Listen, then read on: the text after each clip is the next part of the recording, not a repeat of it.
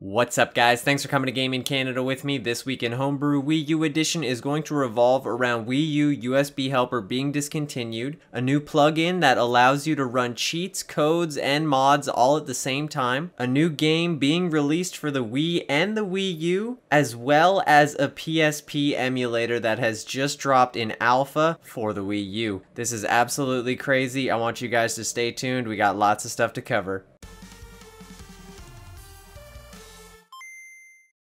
We're over here on Joffnerd's BOTW Trainer repository, and as you can see, the latest version 4.2.3, was released way back on January 6th. Now, since January 6th, there's actually been updates to Breath of the Wild, and this has caused this trainer to no longer work. So if you guys are looking to get cheats and codes working again, I'll put a link down in the description to a fork by Flump or Flumpster that is released around 30 days ago, and it is actually updated for the newest version of Breath of the Wild. So you can go ahead, download this zip, and it should work just the same as Joffnerd's used to. Real quick, I just wanted to touch on the fact that Just Dance is actually going to be released on the Wii as well as the Wii U, and apparently Just Dance 2018 sold the most copies on the Wii, so it is not a bad move for them to release it again, but it's just amazing that people still continue to buy this game or even have Wiis that they use regularly.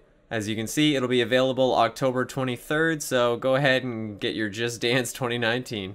We're over here on GitLab on the Linux Wii U repository. Now, if you remember, around 4 months ago, Linux was ported over to the Wii U bare metal, and we haven't heard too much about it since. Well, I want you guys to know that CompuCat over on YouTube is actually working on this during some live streams. Now, the last one was on June 8th, so that is not that long ago. If you guys wanted to see some dev work for Linux Wii U, make sure you go over and subscribe to CompuCat and turn on notifications. I saw this post over on Reddit by CoolReader18, and they say that they made a desktop app that allows you to install Homebrew apps onto your SD card. So essentially, I believe that this is a program that is going to allow you to put your SD card into an SD card reader and essentially have a Homebrew App Store on your computer versus having the Homebrew App Store on the Wii U.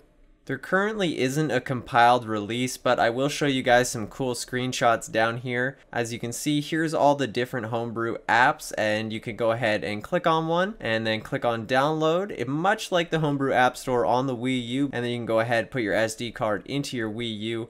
And it seems to have a really nice UI. As you can see, you can re-download an app or even remove one. If a full release happens to get compiled for this, I will let you guys know, and I might even make a video about it.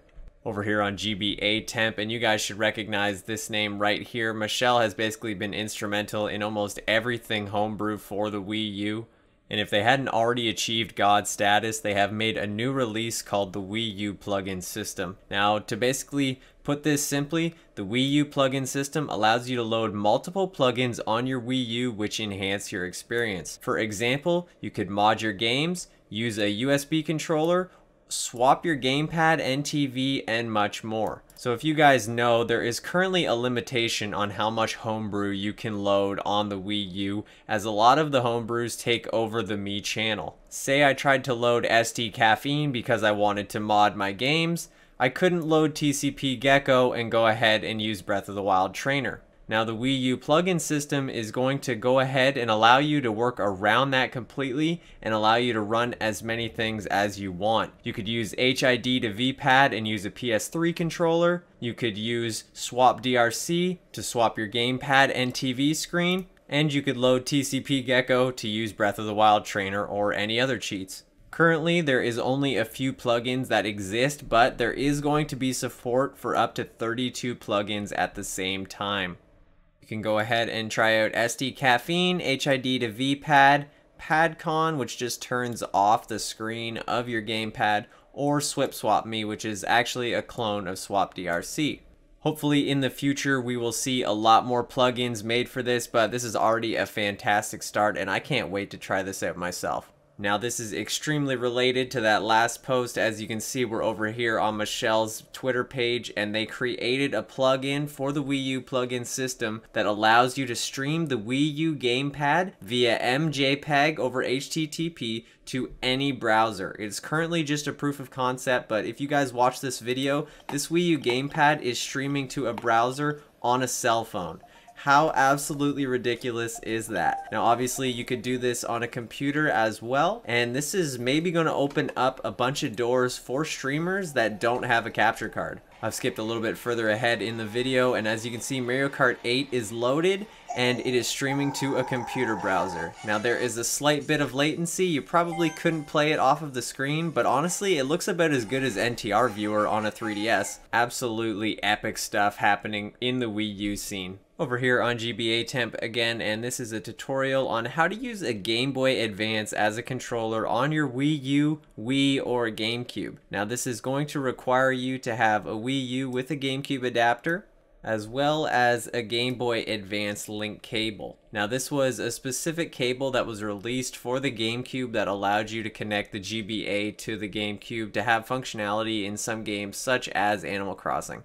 If you guys happen to have this little cable lying around and you want to use the GBA as a controller for your Wii U, why on earth would you want to do that? You could go ahead and check this out. There'll be a link down in the description. Over here on Reset Era, and as you can see, this is a new homebrew release for the Wii U, and it is PPSSPP, which is a PSP emulator that has now been ported over to the Wii U. Now this is currently in alpha stage, but once it gets out of alpha, it will also be a core for RetroArch. So if you're a RetroArch user on the Wii U, expect to be playing PSP games fairly soon. It has touch inputs and requires one frame skip to run at full speed, but is going ahead and looking pretty awesome. Let's watch it play Ridge Racer 2 from the Gamepad.